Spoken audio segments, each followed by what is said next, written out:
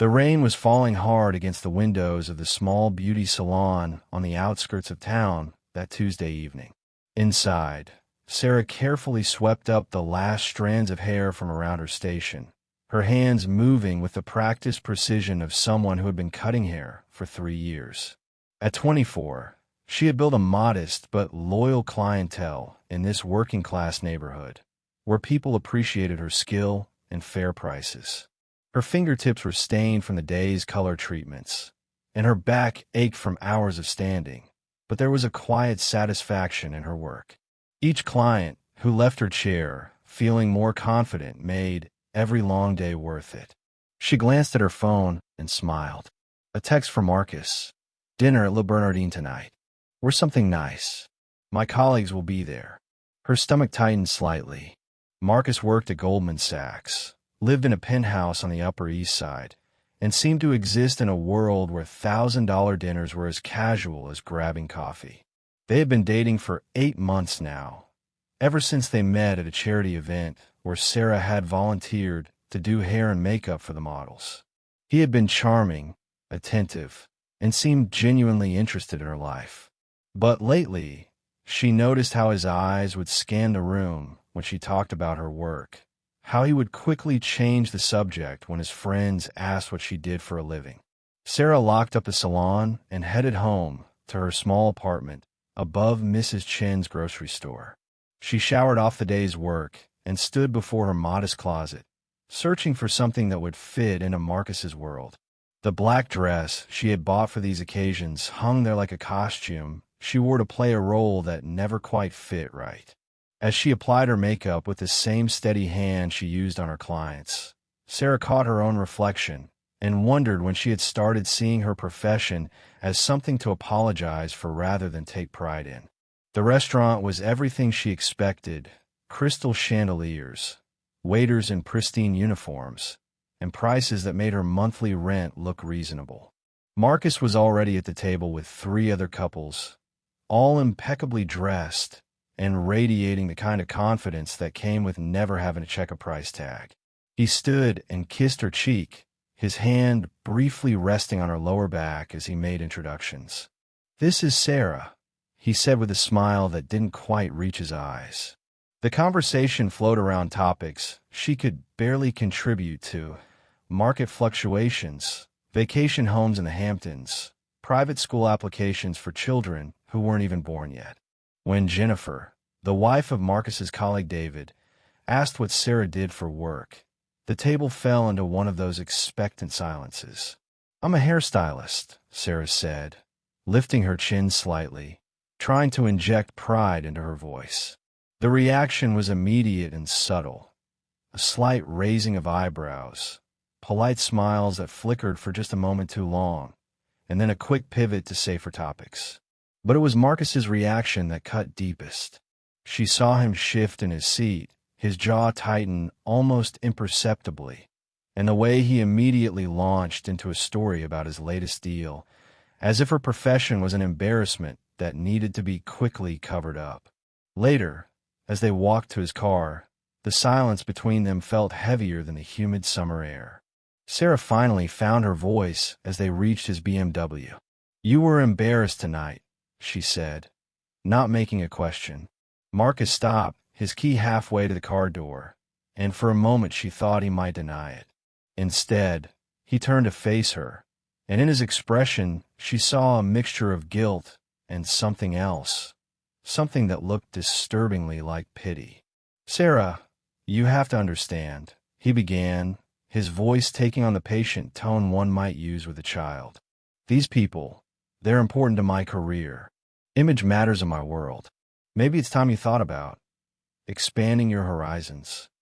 The words hit her like a physical blow. "Expanding my horizons?" she repeated, her voice barely above a whisper. Marcus ran a hand through his perfectly styled hair, the gesture betraying his discomfort even as his words cut deeper. "Look, what you do it's honest work. I respect that. But cutting hair isn't exactly a career that opens doors, is it? Maybe you could go back to school, get into marketing, or something more professional." The way he said professional made her profession sound like a hobby, a phase she should have outgrown by now. Sarah felt something inside her chest crack open, like ice breaking under pressure. She had spent years building her skills, learning color theory, mastering different cutting techniques, building relationships with clients who trusted her with their appearance, and often their secrets. She had saved every penny to rent her small space, had worked weekends and holidays to build her reputation, had turned what many saw as just a job into an art form. And the man she thought she loved was reducing it all to something embarrassing, something that needed to be fixed. "I love what I do, Marcus," she said, her voice steadier than she felt. "I make people feel beautiful. I help them express themselves. Some of my clients save for weeks just to afford a cut and color, and when they leave my chair, they walk a little taller. That matters." Marcus's expression softened slightly, but she could see he wasn't really hearing her. "Of course it matters, baby. But you could do so much more. You're smart. You're beautiful. You could fit into this world if you wanted to. My world." The possessive way he said, "my world," made her realize how he saw their relationship. Not as two equals building something together, but as him graciously allowing her access to a better life, provided she was willing to abandon who she was. The drive back to her apartment was silent, the city lights blurring past the windows like tears she refused to shed. When they reached her building, Marcus didn't turn off the engine. "Think about what I said, okay? I care about you, Sarah. I want us to work." She looked at him sitting there in his expensive suit, in his expensive car, and realized that his version of making it work required her to disappear and become someone else entirely. "I'll think about it," she lied, knowing that she had already made her decision. That night, Sarah lay in her small bed listening to the sounds of the city filtering through her thin walls. Mrs. Chen's cat was meowing in the alley below, and somewhere a siren wailed in the distance. These sounds, which had once felt like the pulse of a life she was building, now seemed to mock her with their ordinariness. She thought about Marcus's penthouse with its silence and insulation from the real world, and wondered if she was crazy for choosing authenticity over comfort. Her phone buzzed with a text from him. "I love you. We'll figure this out." But love, she realized, wasn't supposed to require you to become someone else. The next few weeks passed in a strange dance of avoidance and forced normalcy. Marcus would take her to places where they were unlikely to run into his colleagues, small restaurants in her neighborhood, where the conversation stayed safely on surface topics. But the damage was done. Sarah found herself second-guessing every aspect of her work, wondering if her clients saw her the way Marcus did, as someone playing at a real profession. When Mrs. Rodriguez, a regular client who cleaned offices downtown, praised the highlights Sarah had given her, saying they made her feel like a movie star, Sarah felt a flush of shame for doubting the value of what she did. The breaking point came on a Thursday evening in September. Marcus had invited her to his company's annual gala, and she had spent more than she could afford on a dress that would help her blend in. She arrived at the hotel ballroom, feeling like an actress about to audition for a role she wasn't sure she wanted.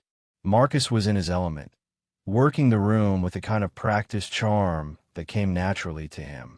When he introduced her to his boss, a silver-haired man whose handshake felt like a business transaction, Sarah felt herself shrinking under the man's polite but dismissive gaze. "And what do you do, Sarah?" the boss asked, and she could feel Marcus tense beside her. For a moment, Sarah considered lying, inventing some corporate job that would earn the man's respect. Instead, she lifted her chin and smiled. "I'm a hairstylist. I own a small salon." The man's expression didn't change, but his attention immediately shifted away from her, as if she had suddenly become invisible. Marcus jumped in quickly, steering the conversation towards safer topics, but Sarah had seen enough. She excused herself to the ladies' room and stood before the ornate mirror, looking at herself in her borrowed confidence. In that gilded bathroom mirror, surrounded by marble and gold fixtures that probably cost more than her monthly income, Sarah saw herself clearly for the first time in months. The woman staring back at her wasn't the confident professional who had built a business from nothing, who had clients who waited weeks for appointments because they trusted only her with their hair. This was someone playing dress-up, trying to fit into a world that would never accept her unless she erased everything that made her who she was. She thought about her grandmother, who had taught her braid hair when she was 7 years old, who had always said that making someone feel beautiful was one of life's greatest gifts. Her grandmother would have been ashamed to see her granddaughter apologizing for honest work. When Sarah returned to the ballroom, she found Marcus deep in conversation with a group of his colleagues, his face animated in a way she rarely saw when they were alone together. She approached quietly and heard the tail end of their discussion, something about investments and market predictions that went completely over her head. But it was what happened next that changed everything. One of the men, slightly drunk and clearly feeling bold, looked at Sarah and said with a smirk, "So Marcus, when are you going to trade up for a model who actually fits your lifestyle?" The group laughed, the kind of uncomfortable laughter that accompanies a joke that everyone knows has crossed a line. Sarah watched Marcus's face, waiting for him to defend her, to shut down the comment with the kind of sharp wit she had seen him use when business rivals tried to belittle him. Instead, she saw him glance at her nervously and force a laugh that sounded hollow even to her ears. "Well, you know what they say," Marcus replied, his voice carrying across the small circle. "Everyone needs a hobby while they figure out what they really want to do with their lives." The words hung in the air like poison, and Sarah felt something inside her die. Not her heart breaking. That would come later. This was something deeper, the death of the fantasy that Marcus saw her as an equal, as someone worthy of respect and defense. She didn't make a scene. That wasn't her way. And besides, she refused to give these people the satisfaction of seeing her crumble. Instead, Sarah simply set her champagne glass on the nearest table and walked away. She heard Marcus call her name once, but she didn't turn around. In the hotel lobby, she pulled out her phone and called a cab, her hands surprisingly steady despite the earthquake happening inside her chest. During the 20-minute ride home, she stared out the window at the city she loved, at the neighborhoods full of people who worked honest jobs and didn't apologize for them. And she began to plan her future, a future that no longer included Marcus at all. The text messages started before she even reached her apartment. "Sarah, where did you go? We need to talk." Then, an hour later, "I'm sorry about what happened. You know I didn't mean it the way it sounded." By morning, there were 7 messages, each one attempting to explain away what she had witnessed, to minimize the impact of his betrayal. But Sarah had heard what she needed to hear. Marcus had revealed who he really was when he thought it mattered, and she had learned that in his hierarchy of values, her feelings ranked somewhere below his colleagues' approval. She spent the weekend in her apartment, letting herself feel the full weight of the heartbreak. She cried for the relationship she thought they had, for the future she had foolishly allowed herself to imagine, and for the weeks she had wasted doubting herself and her choices. But by Sunday evening, something had shifted. The tears had washed away not just the pain, but also the insecurity that Marcus had planted in her mind about her profession. She remembered why she had chosen this path, not because it was easy, but because it was hers. Because every time she helped someone feel more confident, more beautiful, more like themselves, she was doing something that mattered. Monday morning arrived gray and drizzly, but Sarah felt lighter than she had in months as she opened her salon. Her first client was Elena, a teacher who came in every 6 weeks for a trim and color. As Sarah worked, sectioning Elena's hair with practiced precision, she listened to stories about Elena's students, their struggles and triumphs. "You know," Elena said as Sarah applied the color, "my daughter wants to be a hairstylist just like you. She says you're an artist." Sarah smiled, feeling a warmth in her chest that had nothing to do with romance and everything to do with purpose. That evening, she finally responded to Marcus's messages with a single text. "We want different things. I wish you well." The months that followed were a revelation. Without Marcus's disapproval casting a shadow over her work, Sarah threw herself into her craft with renewed passion. She enrolled in advanced color certification courses, learning techniques that allowed her to create effects that looked like natural sunlight kissed her clients' hair. She started documenting her work on social media, not for validation from people like Marcus's colleagues, but to connect with other professionals and potential clients who appreciated artistry over status.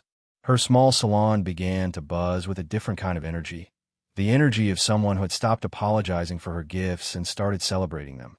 Word spread through the neighborhood and beyond about the stylist who could transform anyone's hair into their best version of themselves. Sarah's appointment book filled up months in advance, and she found herself turning down clients not because she didn't want to work, but because she physically couldn't fit any more hours into her days. The financial stress that had been a constant companion began to ease as she raised her prices to reflect the demand for her services and the skill she brought to each appointment. For the first time since opening her salon, Sarah began to dream about expansion, maybe a second chair, maybe an assistant, maybe even a bigger location someday. Meanwhile, Marcus tried several times to reconnect. He would show up at restaurants near her salon, hoping to run into her accidentally. He sent flowers with notes that spoke of missing her and making mistakes. But Sarah had moved beyond anger into something much more powerful: indifference. She could see now how small his world really was, how limited his vision of success and worth. He lived in a bubble where value was measured only in dollar signs and social status, where a person's contribution to the world mattered less than their ability to network at the right parties. She pitied him, in a way, for how much of life's richness he was missing by viewing everything through such a narrow lens. 2 years passed like pages turning in a book she was finally enjoying reading. Sarah's reputation had grown beyond her neighborhood to encompass half the city. Celebrity stylists began following her on Instagram, impressed by her color work and precision cuts. Fashion magazines reached out for collaboration. But the success that meant the most to her came in smaller moments. When Mrs. Patterson, a widow who had stopped caring about her appearance after her husband's death, looked in the mirror after Sarah's work and smiled for the first time in months. When teenager Jessica, bullied at school for her frizzy hair, left Sarah's chair with a gorgeous curly cut that made her natural texture look like a crown. These transformations reminded Sarah daily why she had chosen this profession, why Marcus's dismissal had been so wrong, and why she had been right to walk away. It was during this period of growth and success that Sarah first heard Marcus's name mentioned in a context that had nothing to do with her. One of her clients, a woman who worked in finance, mentioned in passing that Goldman Sachs was going through a rough patch, that several high-profile employees had been laid off as the company restructured. Sarah felt a brief pang of concern, not for Marcus personally, but for anyone facing unemployment and uncertainty. She had no way of knowing that Marcus had been among those affected, or that his carefully constructed life was beginning to unravel in ways he had never imagined possible. The third year after their breakup brought Sarah opportunities she had never dared to dream about. A luxury hotel chain approached her about opening a satellite salon in their flagship location. Fashion Week organizers invited her to work backstage at several shows. A reality TV show about makeovers wanted her as their lead hairstylist. But perhaps most importantly, Sarah had saved enough money to put a down payment on the building where her salon was located, securing her future and ensuring that no landlord could ever force her out of the space she had transformed into something magical. She was no longer just surviving as a business owner. She was thriving, building something that would last.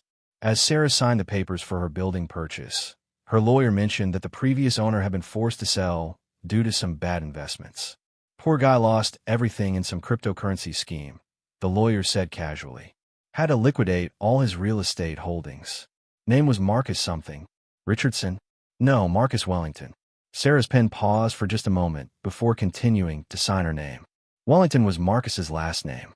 The building she was buying, in the neighborhood Marcus had once looked down on, had apparently been owned by someone from his world. Someone whose sophisticated investments had proven far less reliable than her steady, honest work with scissors and color. Sarah tried to push the coincidence out of her mind, but over the following weeks, pieces of Marcus's story began filtering through her network in fragments. Her client, Jessica, now a confident college sophomore studying business, mentioned during an appointment that her economics professor had used Goldman Sachs's recent troubles as a case study in corporate overreach. Apparently, some of their top performers got way too cocky with their own investments, Jessica said as Sarah trimmed her ends. Lost everything trying to chase cryptocurrency profits. My professor said one guy went from penthouse to bankruptcy in less than 6 months. Sarah's hands never faltered in their work, but something cold settled in her stomach as she listened. Another client, Maria, who cleaned offices in the financial district, shared gossip she had overheard while emptying trash cans late one evening. "These rich guys, they think they're so smart," Maria said, shaking her head as Sarah applied her color. "But I heard 2 of them talking about their friend Marcus, how he had to move back in with his parents in New Jersey. Can you imagine? At his age." Sarah could imagine it. Actually, she remembered how Marcus had spoken about his parents' modest suburban home with barely concealed embarrassment, how he had worked so hard to distance himself from what he saw as an ordinary middle-class existence. The irony wasn't lost on her that his pursuit of extraordinary wealth had led him right back to the life he had tried so hard to escape. The full picture emerged 3 months later through the most unlikely source. Sarah was working late one Thursday evening when she heard a tentative knock on her salon's front door. Through the glass, she could see a figure hunched against the rain, thin, wearing clothes that had seen better days, looking nothing like the confident man who had once dismissed her profession as a hobby. It took her a moment to recognize Marcus at all. Gone was the perfectly styled hair, replaced by an unkempt mess that spoke of months without professional care.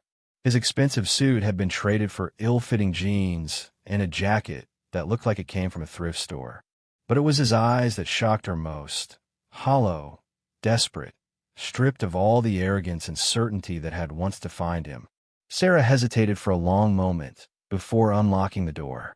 "Marcus," she said, keeping her voice neutral, professional. He stood there dripping on her doormat, looking at her as if she were a mirage that might disappear if he blinked too hard. "Sarah, I know I have no right to be here. I know what I did to you, how I treated you. But I'm desperate." His voice cracked on the last word, and she could see him struggling to maintain what little dignity he had left. She stepped aside and gestured for him to come in, not out of any lingering affection, but because basic human decency demanded it.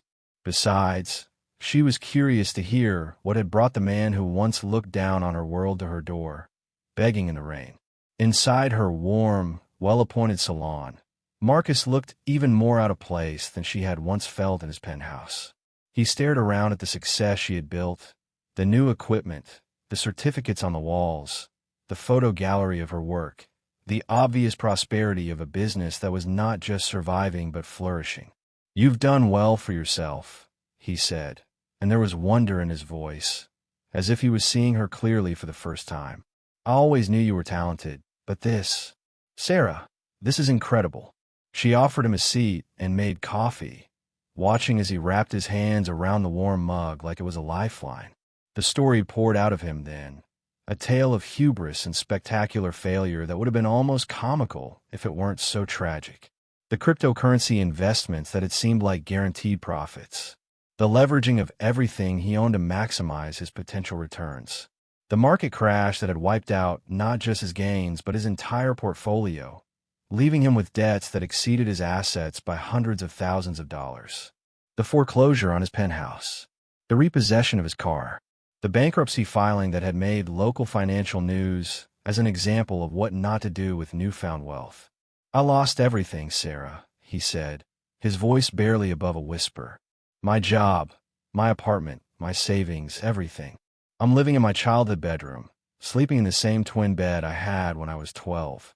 My parents are helping with the bankruptcy lawyer fees, and I'm working part-time at a call center just to pay them back." He looked up at her then, and she saw something she had never seen in his eyes before, genuine humility. "I spent so many nights thinking about what you said, about loving what you do, about making people feel beautiful. I realize I never loved anything about my job except the money and the status. And now that it's gone, I have nothing left. Nothing except the memory of how wrong I was about everything that actually matters. Sarah studied Marcus's face in the warm light of her salon, seeing not the arrogant man who had once dismissed her dreams as a cute hobby, but someone finally stripped of all pretense and posturing. The silence stretched between them, filled only by the gentle hum of the salon's equipment and the rain pattering against the windows. She could see him struggling with his pride, waiting for her judgment, perhaps expecting the same cruelty he had once shown her. "I can't give you your old life back," she said finally, her voice quiet but steady. "And honestly, Marcus, I'm not sure you'd want it back if you could have it." She set down her coffee cup and leaned back in her chair, studying him with the same careful attention she gave to a difficult color correction. "But I can offer you something different, if you're willing to work for it." Marcus looked up at her, hope and skepticism warring in his hollow eyes. "Sarah, I know I have no right to ask anything of you. The way I treated you, the things I said." "You're right," she interrupted, but her tone wasn't harsh. "You don't have any right to ask. But that doesn't mean I can't choose to offer." She paused, choosing her words as carefully as she would choose the perfect shade for a client's complexion. "I've been thinking about expanding the business. I need someone to help with appointments, manage inventory, handle some of the business side of things. It's honest work, nothing glamorous, but it pays enough to get back on your feet." Marcus's eyes filled with tears he couldn't hide anymore. His hands trembled around the coffee mug. "Sarah, I don't deserve your kindness. Not after everything. This isn't about what you deserve," she said firmly. "It's about second chances and choosing what kind of person you want to be moving forward." The Marcus I knew before was so focused on being better than everyone else that he never learned how to actually be good at anything that mattered. She stood up and walked to the window, looking out at the rain-soaked street. "The question is, are you ready to learn now?" The conversation that followed lasted until nearly midnight. Marcus told her about his parents' quiet disappointment, not in his failure, but in the man he had become before the failure. He spoke about his fellow call center workers, people he would have looked down on before, who had shown him more genuine friendship in his months of desperation than his wealthy colleagues ever had. He talked about the humility of bankruptcy court, of having to list every asset, every debt, every poor decision in front of strangers who would decide his financial fate. Sarah listened without judgment, occasionally asking questions that helped him dig deeper into his realizations. When he admitted that he had never actually enjoyed the work that made him rich, that he had chosen Goldman Sachs for the prestige rather than passion, she nodded knowingly. "I think that's why you resented me so much," she said. "Not because I was beneath you, but because I had something you'd never had, genuine love for what I did." The arrangement they worked out was simple.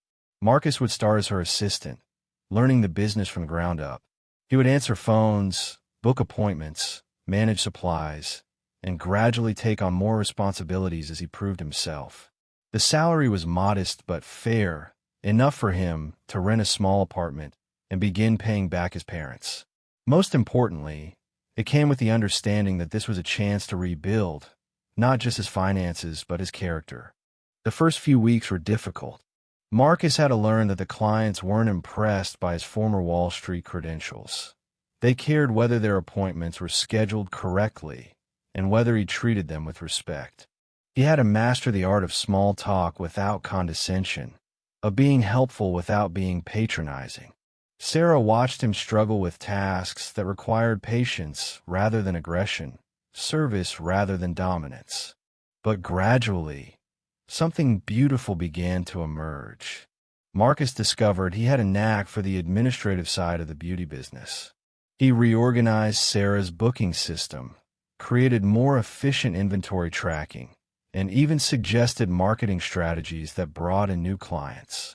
More importantly, he began to understand the real value of what Sarah did. He saw how a good haircut could transform someone's confidence, how the right color could make a client feel beautiful in their own skin, how Sarah's skill wasn't just technical, but deeply human. 6 months later, Marcus had found a small but comfortable apartment 3 blocks from the salon. He had paid back most of what he owed his parents and was making steady progress on his other debts. His wardrobe was simple but clean, his hair finally properly cut and styled by Sarah herself. But the most dramatic change was in his demeanor. The desperate, hollow look had been replaced by something calmer, more grounded. One evening, as they were closing up together, Marcus carefully arranged the appointment book for the next day, a task he had once considered beneath him, but now approached with meticulous care. "Sarah," he said, not looking up from his work, "I finally understand what you meant about loving what you do. I never thought I'd find satisfaction in work that wasn't about climbing higher, making more, beating everyone else. But this, helping you build something, being part of making people feel good about themselves, it's the first time I felt like my work actually mattered." Sarah smiled, watching him double-check the schedule with the same attention to detail he had once applied to financial derivatives. "The funny thing about rock bottom," she said, "is that it's the most solid foundation you can build on. You can't fall any further, so every step forward is real progress." Marcus finally looked up, his eyes clear and honest in a way they had never been during their relationship. "Thank you," he said simply, "not just for the job, but for showing me that sometimes the most profound success isn't about climbing higher. It's about learning to find meaning in the ground beneath your feet." As they turned off the lights and locked up the salon, Sarah reflected on the strange turn her life had taken. She had built something beautiful and successful from her passion, while the man who had once dismissed her dreams had learned to find his own meaning in supporting that very same passion. Sometimes, she thought, the most unlikely people could find their way to grace if they were willing to let go of who they thought they should be and embrace who they actually were.